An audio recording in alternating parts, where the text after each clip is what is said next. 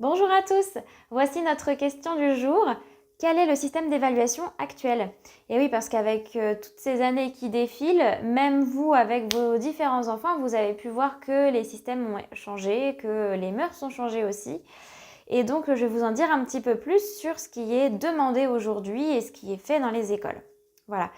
Alors, aujourd'hui, on accorde un peu plus d'importance à l'évolution de l'acquisition d'une compétence. C'est-à-dire qu'on ne s'arrête plus à je sais faire ça ou je ne sais pas faire ça, mais plutôt à où est-ce qu'on en est dans notre processus d'apprentissage, en tout cas où est-ce qu'on en est pour votre enfant dans son processus d'apprentissage de telle ou telle compétence. Voilà. Et toutes les notes ont été supprimées, c'est-à-dire que pour l'école primaire, on ne note plus du tout sur les notes de 1 à 20 ou même de 1 à 10. Et c'est aussi ce qui est demandé au collège. Alors, dans la pratique au collège, je ne sais pas si ça a été totalement supprimé ou en partie. En tout cas, nous, à l'élémentaire et à la maternelle, c'est sûr qu'on n'a plus du tout ce système d'évaluation. D'ailleurs, nous n'avons plus non plus les couleurs pour la plupart des écoles. Je dis bien la plupart parce qu'en fait, nous avons un système national qui a été créé. Mais ce système national, il concerne que le bulletin que vous avez, entre guillemets, à la fin de l'année entre les mains. Si les enseignants veulent encore, pendant l'année, mettre des couleurs sur l'évaluation qu'ils rendent aux enfants, c'est encore possible. Après, maintenant, peu d'enseignants le font parce que comme on a ce fameux système national qui a été créé avec un autre système de notation, on évite de mettre les couleurs pour mélanger les deux. Sinon, ça perd un peu les parents, ça perd les enfants, ça nous perd nous aussi. Donc, on s'embête pas et du coup, on reste un peu sur ce système-là qui a été fixé. Donc, ce fameux système, que je vous en parle un petit peu plus, ça a été un livret unique qui a été créé du CP à la 3e. Et il s'appelle le LSU, donc livret scolaire unique. Il est numérique, d'ailleurs c'est un des avantages qu'il présente parce que ça fait quand même du bien à l'écologie, hein. Ça évite d'avoir à la fin de la 3e 15 bulletins qui s'accumulent depuis la maternelle. Là au moins tout est numérique et ça permet en un seul coup d'œil de voir à quelle vitesse l'enfant a évolué. Est-ce qu'au final, son cycle 1, donc la maternelle, a été plus facile que le cycle 2? Parce qu'au final, au fur et à mesure des années, les notations s'effacent. Donc l'enfant ne verra plus le non atteint, non atteint, non atteint, si jamais il y en a eu plusieurs une année. On reste juste sur voilà ce qu'il a acquis de manière générale sur le socle commun des compétences. Donc sur un socle général. On n'a plus tout le détail des compétences. Donc du coup, ça vous permet vraiment très rapidement de voir où ils en sont. Et ça permet aussi, malgré tout pour l'État, de jeter un coup d'œil aussi pour la moyenne d'une école, la moyenne d'un département, d'une région. S'ils veulent se faire des statistiques, c'est aussi très pratique pour eux, il ne faut pas se le cacher, pour récupérer toutes ces données-là. Voilà. Par contre, ça, à mon sens, ça présente quand même quelques restrictions par rapport à la notation, puisqu'en fait, on nous propose les notations suivantes. C'est les compétences qui sont soit non atteintes, partiellement atteintes ou même dépassées. Et à part une compétence non atteinte où on situe bien où on est, le reste, c'est un peu flou. Donc, comme c'est un peu flou, je vais vous détailler un petit peu ce que c'est au niveau de la compétence déjà dépassée. C'est une notion qui est un peu particulière. Elle intervient lorsque l'enfant a tellement compris la notion qu'on peut dire qu'il a dépassé l'atteinte qu'on avait. C'est-à-dire que s'il est capable de faire des choses plus dures que ce qu'on a demandé à l'ensemble de la classe, ou disons que ce qu'on attendait de notre compétence, c'est qu'il l'a dépassé.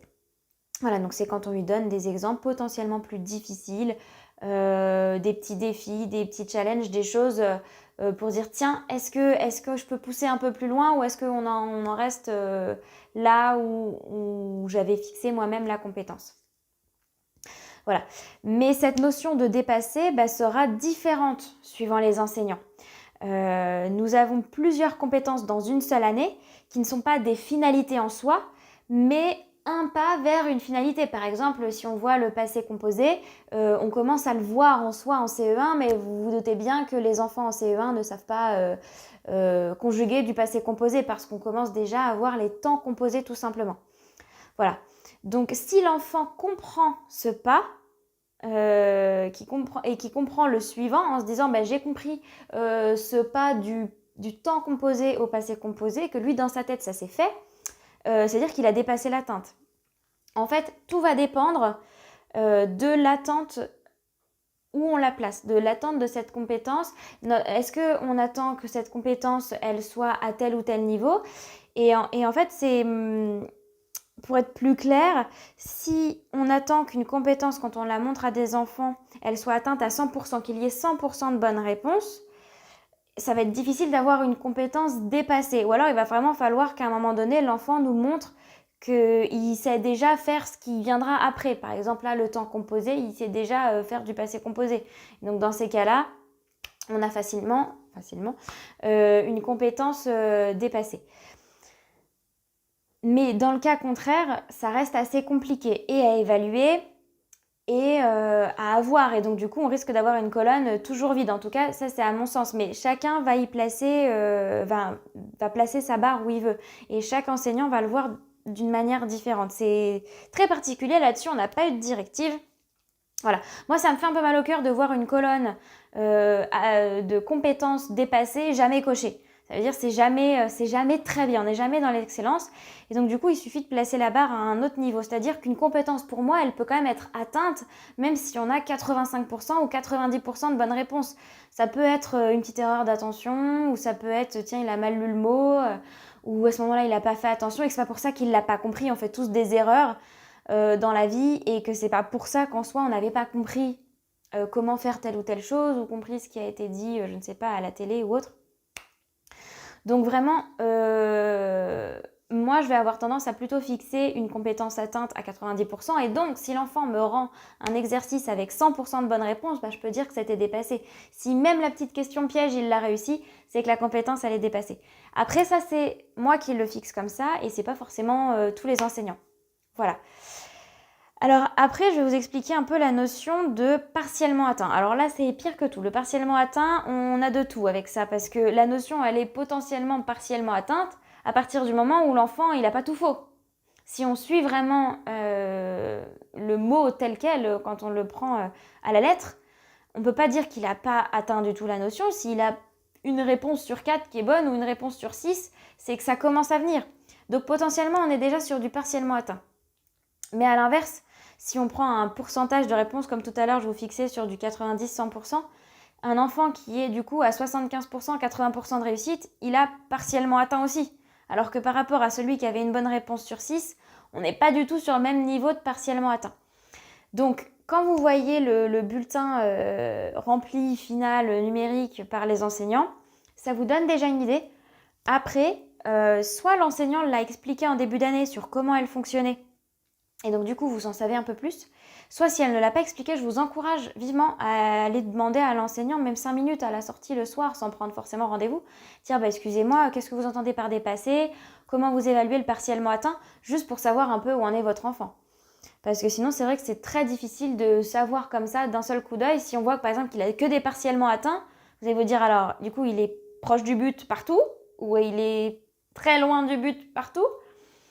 Donc, voilà, après, on est très nombreux, alors même si on ne peut pas le faire sur le livret numérique, on est très nombreux à mettre des partiellement atteints plus, des partiellement atteints moins.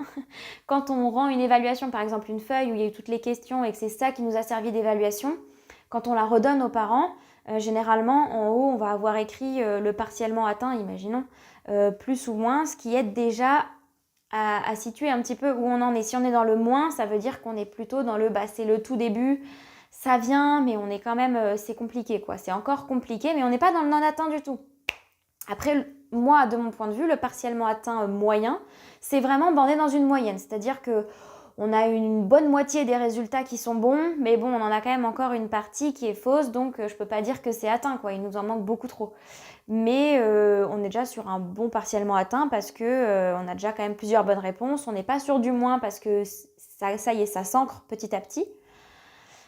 Et le partiellement atteint plus, je dirais que c'est là où on est à la limite du atteint, c'est-à-dire que là, il manquait une ou deux bonnes réponses supplémentaires pour dire que l'enfant, il avait atteint cette compétence. Ça veut dire que pour moi, on va être sur du 75, 70, 80%. de bonnes réponses. Alors je vous dis 75%, j'ai pas compté le nombre de questions exactement, mais c'est grosso modo quand je vois ma copie, si je vois que j'ai à peu près 75% de bonnes réponses, je me dis bon, la notion elle est quasiment atteinte, mais je peux pas mettre qu'elle est atteinte, donc on est sur du partiellement atteint. Voilà. Donc c'est un peu compliqué, je vous l'accorde que c'est peut-être pas le système parfait. On verra si dans les années qui arrivent on trouve un meilleur système. Pour l'instant, on a évité les notes pour éviter de toujours stigmatiser les enfants qui ont toujours, par exemple, 3 sur 20, 5 sur 20. Et à l'inverse, de montrer à un enfant qui a tout le temps 18 que en fait c'est vraiment bien et que même s'il n'a pas 20, sa compétence elle est atteinte quand même. Donc ça permet différentes choses de ne pas avoir de notes. Voilà, après du coup c'est un peu difficile parfois de se situer et de savoir exactement où en est notre enfant. Donc d'où le plus, moins en fonction. J'avoue que même moi par moment je mets une nuance sur le atteint avec le atteint moins et atteint. Parce qu'il y a vraiment celui qui l'a atteint où j'ai pas de doute et que c'est juste une erreur d'inattention, du coup je peux pas mettre que c'est parfait s'il y a eu une erreur ou quoi. Par contre si on est un tout petit peu moins mais que ça reste pour moi une compétence acquise, je vais mettre du atteint moins. Mais parce que là je suis sûre que certains chez vous se disent mais du coup si c'est du atteint moins c'est du partiellement atteint plus. Mais il y a pour moi encore une petite différence et puis surtout les enfants à la limite préféreront voir du atteint moins en se disant ah ouais mais je l'ai atteint, j'ai le A quand même, que du partiellement atteint plus. Le plus on a tendance à le voir comme un signe de positif, mais les enfants le voient globalement comme le atteint c'est bien, le partiellement atteint c'est pas encore fini quoi. On n'a pas fini le chemin pour l'apprentissage de cette compétence. Voilà, donc du coup, je fais deux paliers différents encore. Mais ça dépend encore une fois de mes envies et de l'évaluation parce que pour pouvoir faire tous ces paliers-là, il faut quand même pas mal de questions. Donc si j'ai que 5-6 questions pour évaluer une compétence, je vais pas faire autant de paliers parce que là, mes pourcentages, ils n'existent plus du tout, c'est compliqué. Donc j'en fais un petit peu moins. Voilà, donc j'espère vous avoir éclairé un petit peu sur ce nouveau système d'évaluation qui a été mis en place depuis 2 ans, je crois maintenant. Alors je compte plus, mais il me semble que ça fait 2 ans. Voilà, donc si vous avez encore des questions, surtout n'hésitez pas.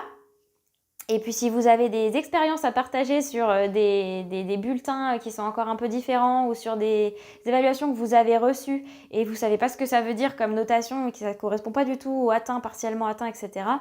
et que vous n'osez pas demander à l'enseignant de votre enfant, n'hésitez pas non plus à le mettre en commentaire. Voilà, et à bientôt!